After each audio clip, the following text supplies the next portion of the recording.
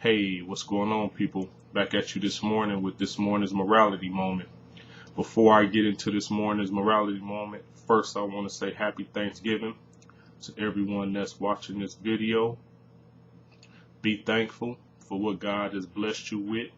Be thankful for fellowship, friendship, family, because it could be a lot worse. Your situation might not be the best situation, but just think it's somebody out there that's worse off than you. So be thankful for what God has blessed you with. I think I'm going to wrap this series of living each moment fully with this statement.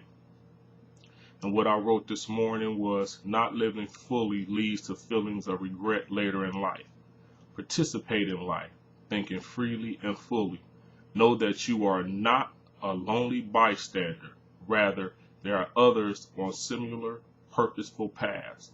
Your will is immeasurable. Use it.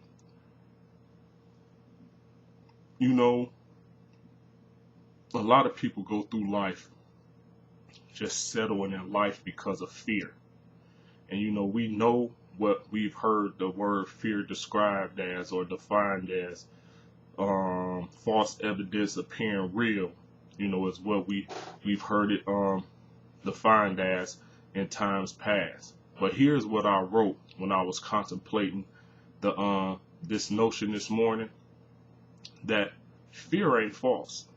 No, fear is real, and what made me come to that conclusion is the fact that in the Bible, the phrase fear not is mentioned 365 times.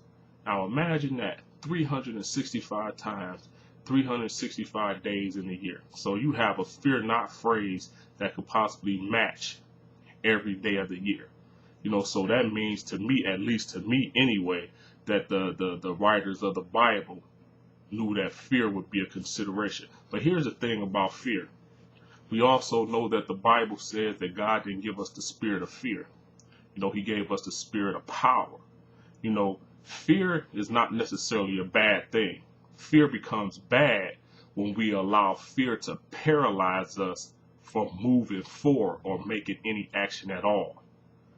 So fear is a good thing in the fact that at least it shows that you're considering what you're doing, and I'm the type of person that always, being in IT, I'm always thinking about the worst case scenario, because what will go wrong or what can go wrong will go wrong. So I'm always thinking of the what if.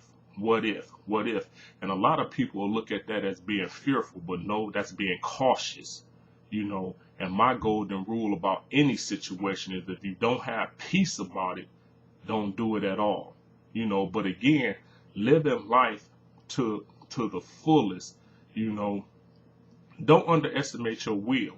And let me clear that up, because people say, well, you shouldn't be operating in your will. You should be operating in the will of God. That's true. That's true. But remember, you have to encourage yourself. So when you encouraging yourself, you're willing yourself to move on, to go on. So don't underestimate your will, because your will is immeasurable. At times, you're going to have to will yourself to take that next step. So don't live life to the fullest. Don't be fearful, because if you allow fear to paralyze you, you'll end up later on in life having a lot of regrets. Like I said, that woulda, coulda, shoulda, but because of fear, you didn't. Fear is a good thing, people. It's not necessarily bad, because at least it shows that you're considering taking the next step. But like the Bible says, God didn't give you the spirit of fear. He gave you the spirit of power. He gave you power to overcome your fears, knowing that if you trust in Him, stay focused on Him, His purpose and His will, His thoughts towards you, you could take that next step being fearful. A lot of people say anything that's worth doing, do it afraid. A lot of times you're going to do a lot of stuff, fearful, not knowing what may happen. But at least you're moving forward. Don't allow fear to paralyze you and to cause you to settle in life. Live life to its fullest potential, being fearful in all, but know that in your fearful steps, so what, you make a mistake. Nothing beats a failure but a try.